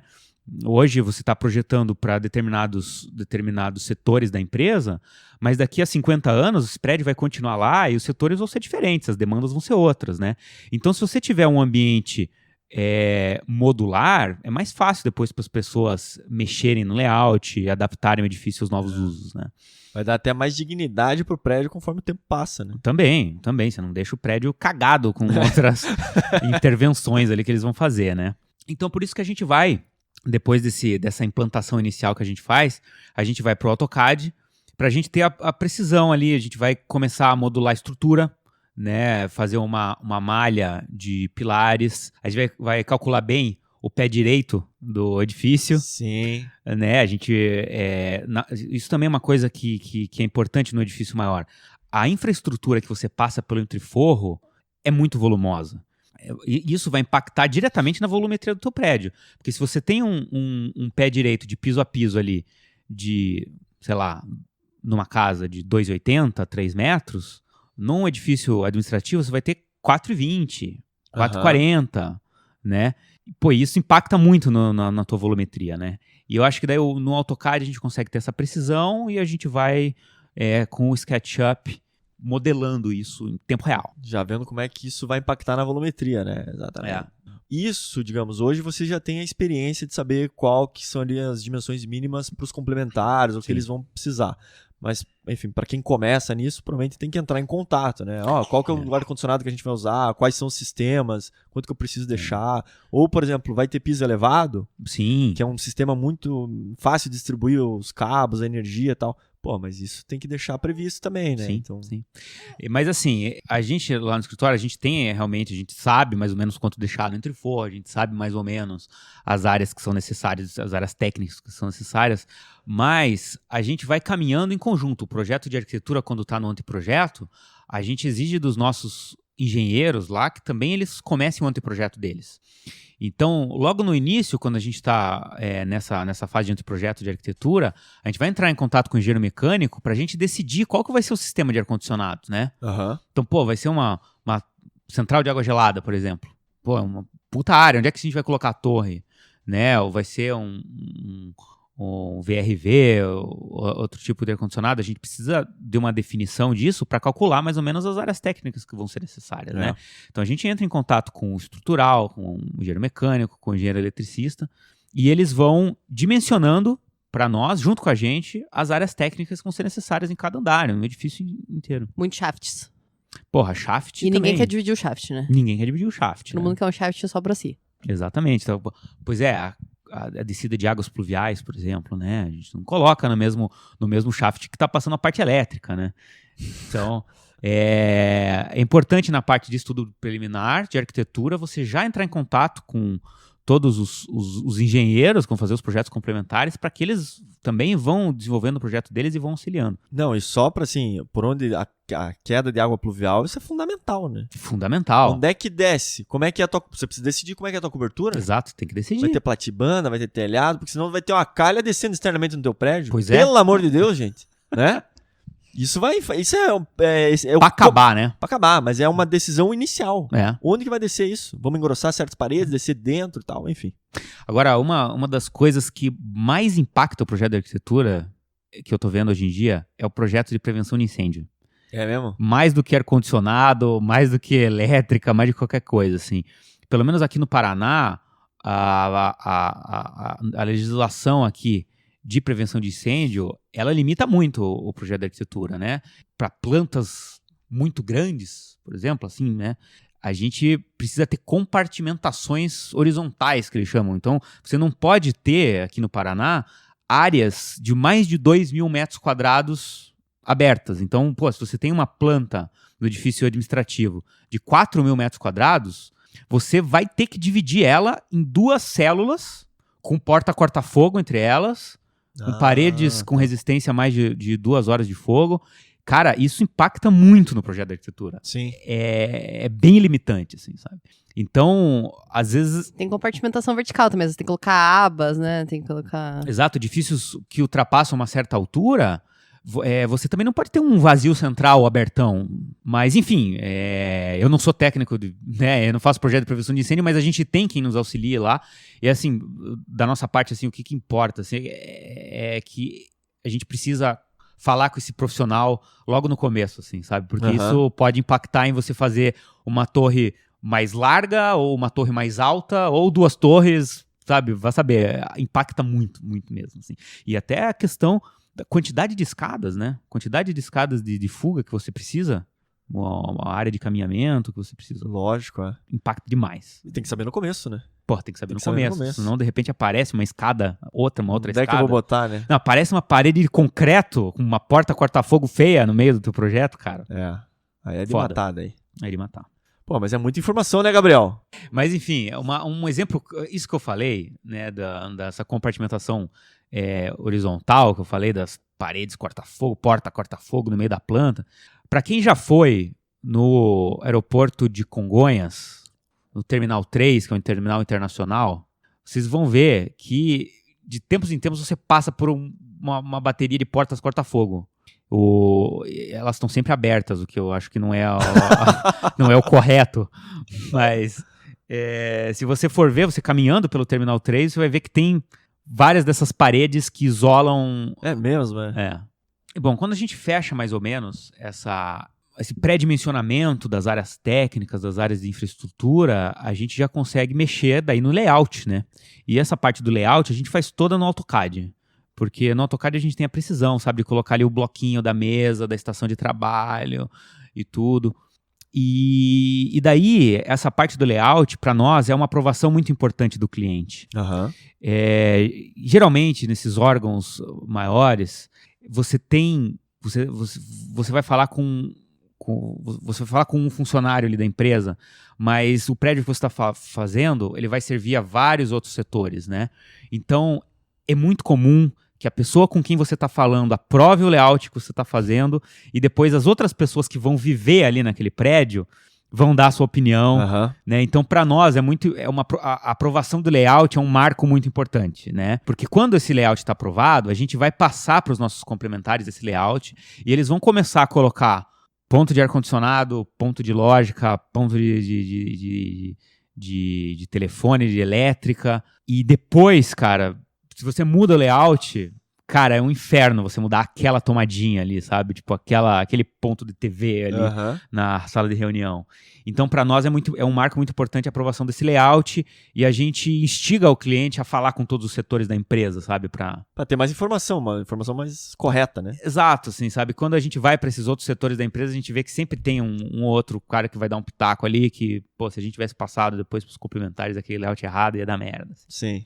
E assim, perspectivas, a gente vai fazendo, à medida que a gente vai apresentando o projeto, o estudo preliminar, a gente já apresenta uma perspectiva, sempre no SketchUp, sem renderizar, né? E a gente geralmente faz uma perspectiva renderizada só no final, sabe? Quando a gente já está na fase de projeto executivo, não vai mais ter alteração nenhuma na estética, a gente faz essa imagem renderizada, que para o nosso tipo de cliente, isso funciona, porque eles não precisam do projeto renderizado para aprovar o projeto, eles precisam da perspectiva renderizada para fazer um banner, para mostrar para todos os colaboradores como é que vai ficar a empresa depois, assim, sabe? Que é só o resultado final, né? É só o resultado final que importa eles divulgarem, assim, sabe? Então é mais ou menos isso. Que legal. Dúvidas, questões? Acho que você explicou muito bem, explicadinho. Obrigado. Sem tabelas. Tá faltando tabela aí no teu... Tabela, a gente tem uma tabela muito importante, que é a tabela, que é o orçamento no final.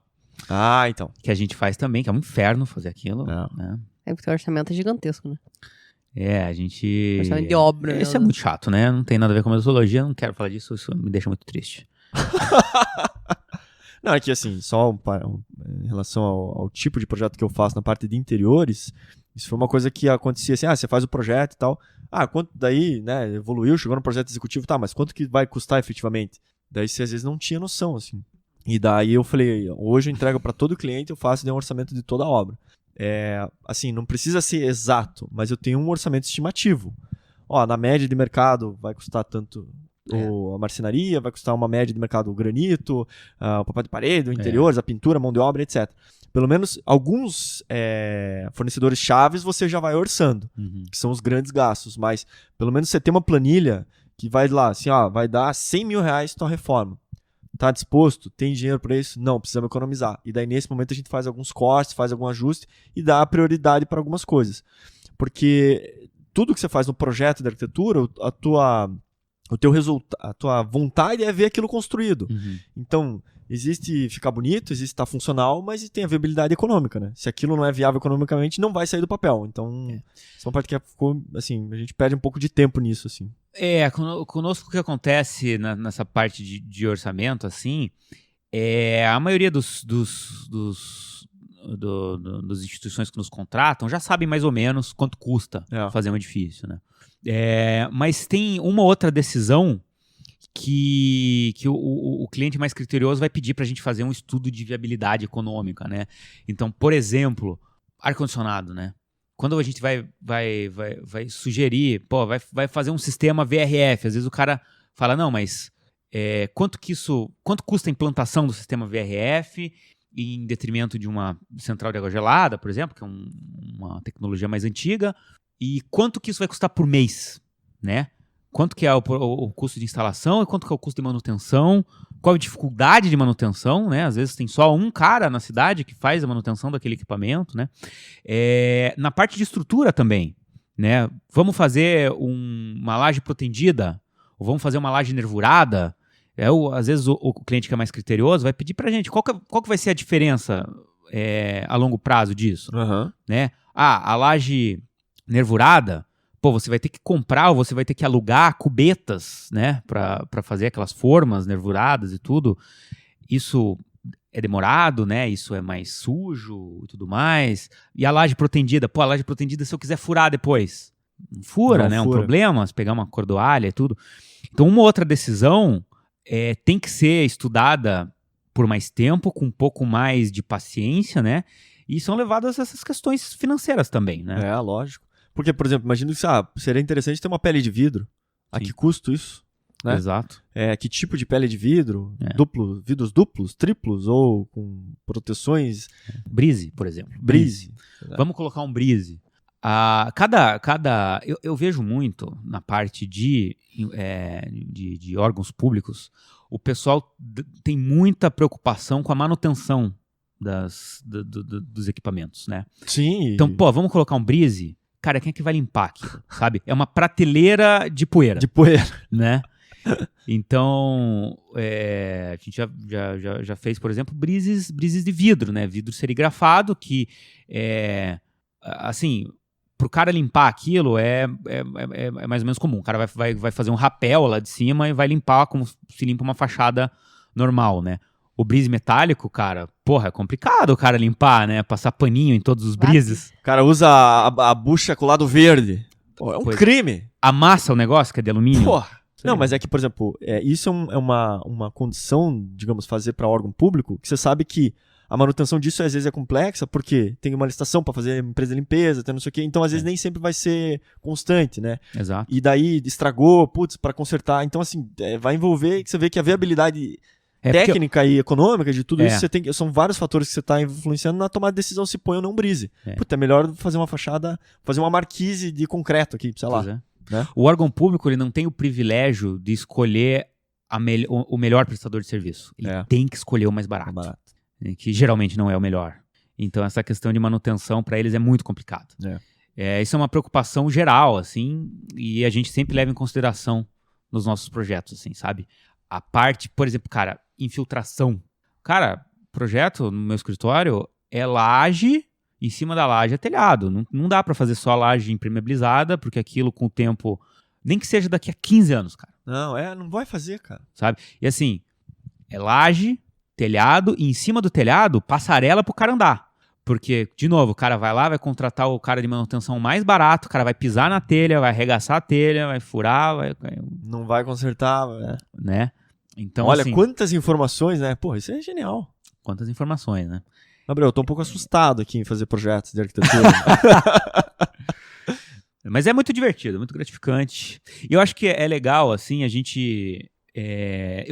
enfim, é uma coisa que eu já falei aqui outras vezes. Eu acho muito legal isso da profissão, de você saber um pouquinho de cada coisa. Então, você saber um pouquinho do projeto elétrico, um pouquinho da prevenção de incêndio, um pouquinho do ar-condicionado e dos prédios em si, né? Um pouquinho de um prédio, de um fórum, um pouquinho de um hospital, um pouquinho de uma escola. É muito legal fazer tudo isso. Mas lá no escritório, às vezes a gente também cai nessa coisa mais pessoal, né? Uma história é um projeto que a gente fez para uma prefeitura aqui do Paraná e o prefeito queria um prédio redondo. Putz. Ele queria um prédio tipo da Apple, assim, sabe? Lá em Califórnia? Califórnia, né? Só que, assim, o prédio da Apple lá, ele é grande pra caralho, né? Ele tem um raio gigantesco. Acho que tem quem tá lá dentro, talvez nem perceba que o troço é redondo. Agora, no terreninho da prefeitura aqui, cara, tipo, porra, é foda você fazer um layout num prédio bolotinha, né? E daí a gente também, às vezes, tem que trabalhar com essa parte do convencimento, assim, na estética do prédio e tudo mais, né? O que a gente fez, né, só pra matar curiosidade, assim, a gente fez um prédio regular, né, quadradinho, e o átrio de entrada a gente fez uma coisa elaborada, uma cúpula, um troço assim, que sanou essa necessidade do cara do redondo e não fudeu com o prédio inteiro, né? Mas é isso, às vezes é uma interpretação de um anseio do cliente, mas que não necessariamente você precisa representar exatamente aquilo, né? Cara, diferentes maneiras. Os arquitetos da prefeitura, eles licitaram essa obra porque eles falaram, cara, a gente não aguenta mais o prefeito. Ele quer porque quer fazer o troço redondo, a gente não consegue fazer um troço redondo que fique bom, a gente resolveu terceirizar. Mandar essa bucha pra outra pessoa aí, tá com vocês agora. E a gente conseguiu, o prefeito gostou, os arquitetos da prefeitura também gostaram, então foi... Olha, agradaram a todos. Foi bacana, agradou a todo mundo. Que legal. Que isso aí também acho que a parte de interpretar o cliente e propor soluções e convencer ele que a sua solução é boa, é uma coisa que você vai pegando jeito de fazer isso. Porra, né?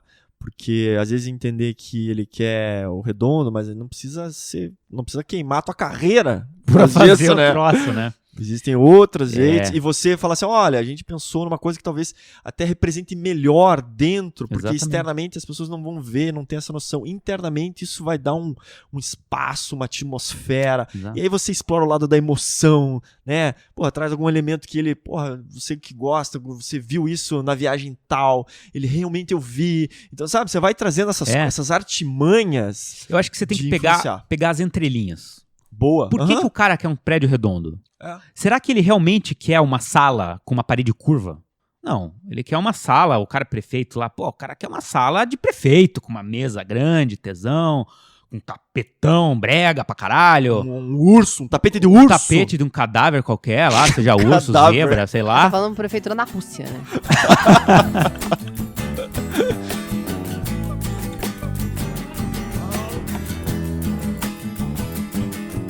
Então, gente, vamos aos agradecimentos da quinzena, quem entrou em contato conosco. Eu vou começar aqui falando do iTunes.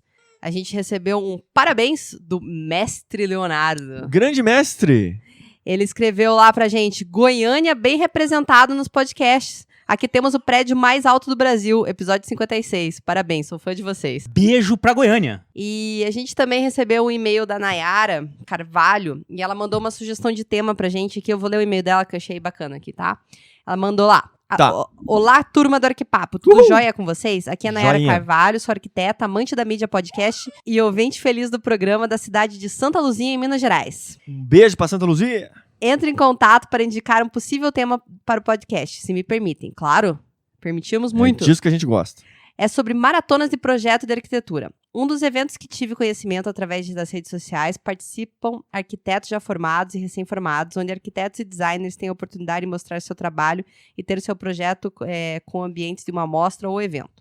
É uma oportunidade incrível para conhecer outros profissionais, ter contato, experiência, vivência, principalmente para arquitetos recém-formados. Mas desde o ano passado, 2017, eu me questiono sobre a forma como é feita a maratona.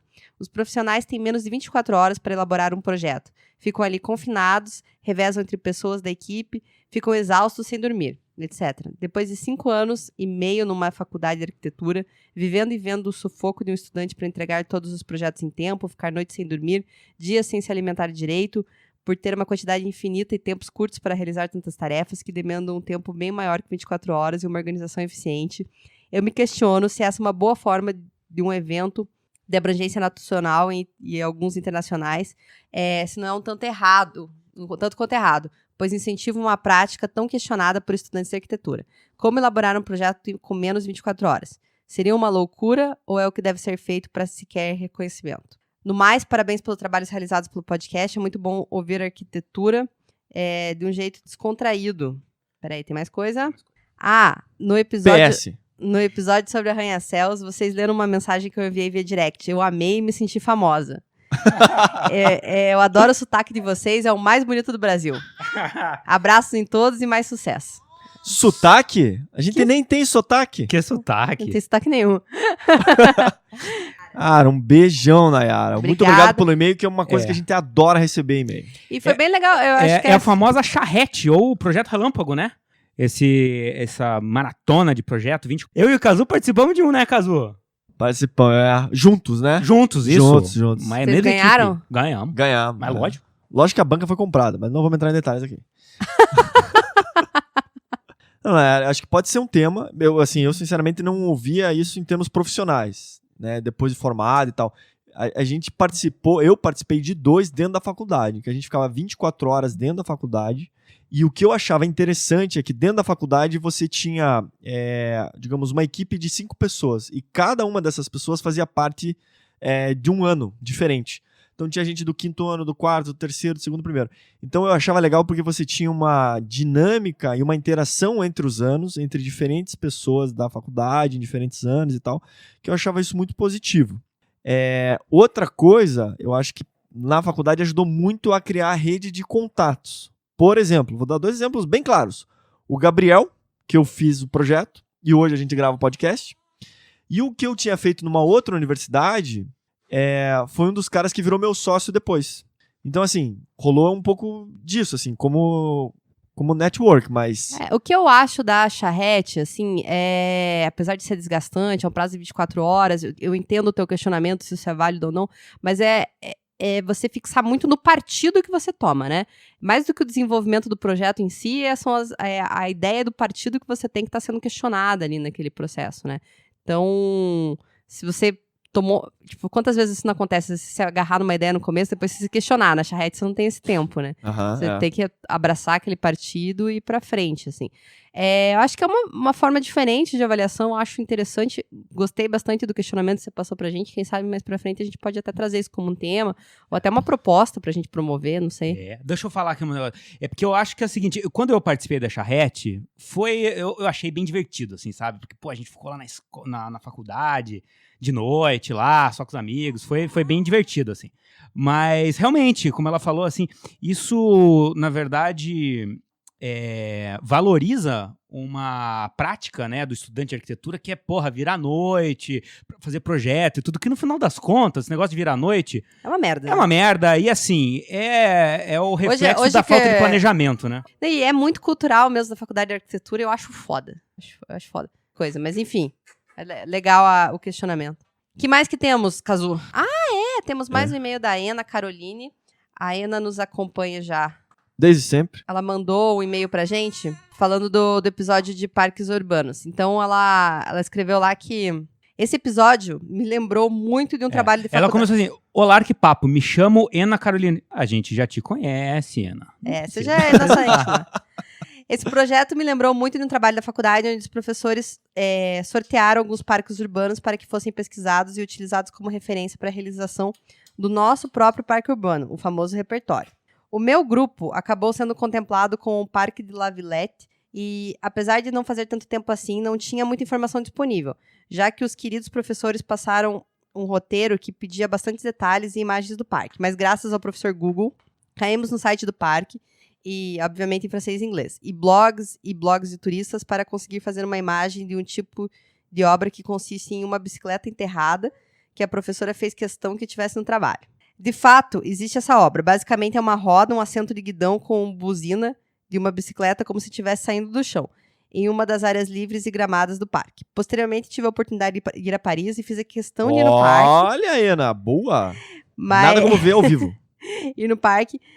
Mas era no entardecer e não consegui ver muitos espaços, pois devido ao enorme tamanho do parque, algumas áreas têm horários de funcionamento específico. Mas deu para ter uma noção da complexidade do parque. Uma das curiosidades é que, não à toa, existe uma gigante bicicleta enterrada. O parque é bem estruturado para receber ciclistas. Por exemplo, onde tem escadas, tem uma espécie de rampa curtinha para encaixar o pneu da bicicleta e conseguir puxando a bicicleta de forma mais fácil. Fora que para os franceses, eles que inventaram a bicicleta, as vélos. Eles acham que inventaram o croissant também. E não é deles. Os edifícios vermelhos servem como ponto de referência para você conseguir se localizar no parque. O parque também tem vários setores e são separados por faixas etárias, pois o mobiliário e brinquedos variam de acordo com a idade dos usuários. Isso é muito legal. Muito legal. Durante o Fantástico. verão, eles têm um festival de cinema ao ar livre. Olha! Cinema em plein air. Eu gostei que ela mandou os termos em francês também. Achei fantástico. E outros festivais. E, se não me engano, um dos maiores, se não o maior, parque urbano de Paris. Olha, você vê que... Pô, Ana, muito obrigado pelo e-mail. Então, peraí, que não acabou ainda. Tem mais ainda. E se tiver a parte 2, né, do episódio que a gente falou que ia ter, mais um episódio. Vai ter. Inclusive, acho que merece a parte 2. Posso até pegar a lista com a minha querida professora. A gente aceita essa lista. Estamos esperando. Tem um parque urbano incrível, o Spurklen, em Copenhague, do Big, que foi feito buscando integrar as diferentes nacionalidades dos habitantes dos bairros que o parque atravessa, e tem mobiliário de diversos designers e arquitetos do mundo. Porra, é mesmo, olha aí. Legal, né? Tá anotado aqui, Ana. Então é isso, adoro o trabalho de vocês e da leveza como tratam os assuntos. Um beijo, Renata, Cazu e Gabriel. Sucesso. Beijo. Valeu. Excelente e-mail, muito obrigada. Complementou. Eu sou o terceiro. Sempre, Gabriel. O que mais temos no Instagram? Aqui no Instagram, quem comentou foi a Larissa Kopk. Meu tema de TFG. Olha lá, parques urbanos. A Grateful Ju mandou um direct pra nós e ela escreveu o seguinte. Oi, gostaria de agradecer... Como é que é? Não vou conseguir repetir. Gostaria de agradecer vocês pelos ótimos podcasts. O semestre acabou, mas passei esse semestre falando sobre modernismo na aulas de História e Teoria de Arquitetura, o Projeto Moderno. E tive um seminário para apresentar sobre 3 casas modernistas. 1, a Casa da Cascata. 2, a Casa das Canoas. E 3, a Vila Savoie. Caramba! Tudo contemplado no podcast. Tudo. E eu aprendi, entendi, compreendi todas as obras muito bem. Também fui atrás das indicações de livros que vocês falam no podcast. Muito obrigado. Tirei 9 e pouco. Porra, olha, ó, como é que é o nome dela? Grateful Ju, só deixa eu ver o nome certinho dela, que é Júlia Cardoso Azevedo. Júlia, quantas estrelinhas no iTunes isso vale? Isso que legal, que bom ajudar você a tirar boas notas, né? É.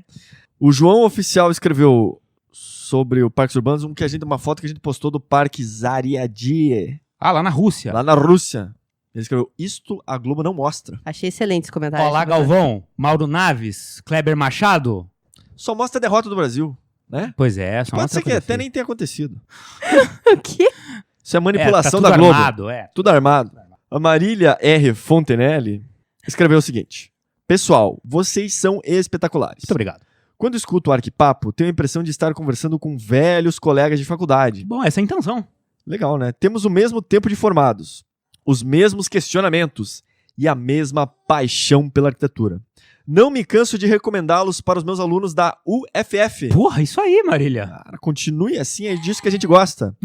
Observação. Eu nunca entrei no site do Arquipapo com medo de dar de cara com uma foto do trio. Que isso? Prefiro manter a imagem que eu construí ouvindo as vozes de vocês. Ela acha que todo mundo é loiro, alto e sensual. Olha, a recomendação é não entre lá, por favor.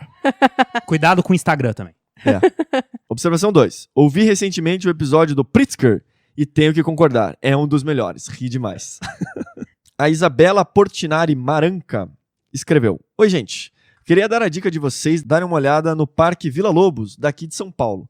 Tem uma biblioteca pública, é incrível o projeto e ao redor tem uns espelhos d'água que as crianças ficam brincando o tempo todo e se molhando. Enfim, o parque é bem divertido, mas estou fazendo uma avaliação mais de usuária do que de arquiteta. Sugiro um olhar mais atento. Não sei se vocês já conheceram pessoalmente. Não conheço. Não sei onde fica, na verdade. Dá uma olhada depois no Google. Cara, fica em São Paulo. Eu dei uma olhada nas imagens, assim. Parece um parque bem interessante mesmo, cara. Tem uma diversidade de coisas, assim. Grandão também. É. Mas eu não visitei, assim, pessoalmente assim. Mas legal. Esse pode ser um tema, pode ser um parque que a gente possa pesquisar depois. Não, esse tema de parques, na verdade, tem muita coisa legal pra ver. E mandar também um abraço aqui pro Alex Oliveira. Ele escreveu: vocês se tornaram minhas companhias nas andanças da vida.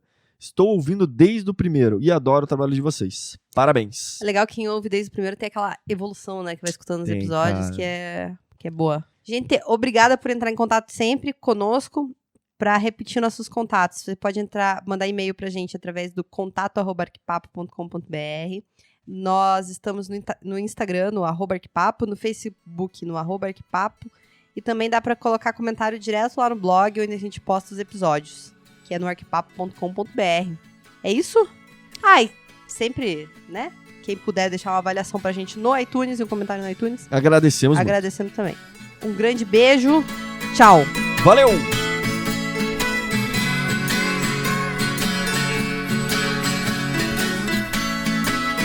Você gosta da parte da tabela. Cara, ele passou 90% do tempo falando das planilhas. Daí a gente vai lá, eu desenho ali. Eu gosto muito disso. Acabou.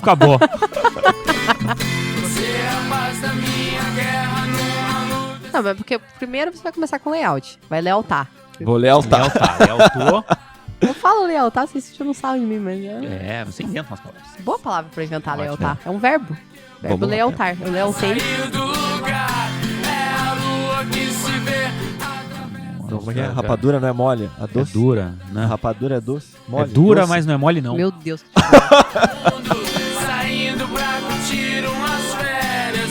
A gente cresce nas dificuldades. A gente nas cresce. adversidades. As dificuldades, as adversidades, eles fazem a gente pensar mais, né? A nossa criatividade tem que aflorar. Cara, E são nessas horas que a gente precisa mostrar pra que veio, né? boa, Gabriel. Mostrar o que é o arquiteto, o que é o criativo. Isso aí. Acho que chegou a hora de encerrar esse episódio. Acho que por hoje chega, né? Isso aí. Agora